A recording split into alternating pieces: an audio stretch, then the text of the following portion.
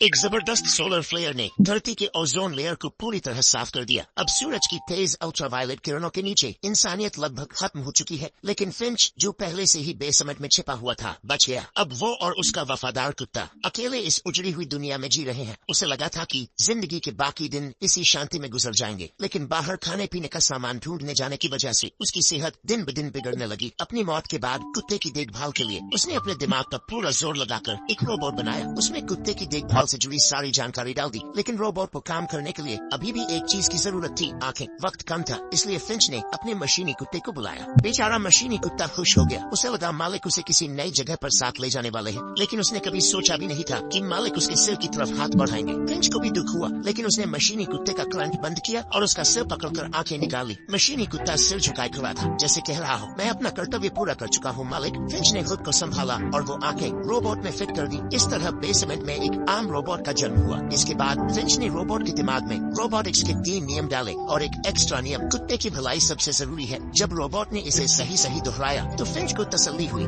लेकिन खुशी ज्यादा देर नहीं टिकी। अचानक बेसमेंट की लाइट बंद हो गई। फिंच ने जल्दी से अपना प्रोटेक्टिव सूट पहना और छत पर जाकर विंड टर्बाइन ठीक कर दी, लेकिन जैसे ही वो नीचे आया उसने देखा आसमान में घनघोर काले बादल उमड़ रहे थे और उनके साथ एक जबरदस्त सुपर स्टॉर्म आ रहा था। रोबोट के डेटा के मुताबिक ये तूफान 24 घंटे में यहाँ आ जाएगा और पूरे 1 महीने तक चलेगा, लेकिन उनके पास खाने पीने का सामान सिर्फ 3 दिन के लिए ही था। अब जिंदा रहने का एक ही तरीका था, वहाँ जाना जहाँ फिंच हमेशा जाना चाहता था, सैन फ्रांसिस्को। लेकिन वक्त इतना कम था कि वो रोबोट का डेटा अपलोड पूरा होने का इंतजार भी नहीं कर सकता था। जल्दी उसने रोबोट को पैर लगाए और उसे चलना सिखाया। शुक्र है रोबोट जल्दी सीख गया। पूरा परिवार अब सफर की तैयारी में जुट गया। इधर मशीनी कुत्ता भी कुछ मदद करना चाहता था, लेकिन आंखें न होने की वजह से इधर उधर टकरा रहा था। तभी फिंच की नजर एक पुराने कैमरे पर पड़ी। उसने वो कैमरा मशीनी कुत्ते पर फिट कर दिया। अब सब सामान बांध लिया गया। 2 इंसान 2 रोबोट, ये पूरा परिवार अपनी आरवी गाड़ी में बैठकर भाग निकला। लेकिन फिंच को पता था कि कोई आसान सफर नहीं होने वाला। उसे लुटेरों से बचना था और साथ ही रोबोट को सिखाना था कि इस बर्बाद दुनिया में कुत्ते की देखभाल कैसे करनी।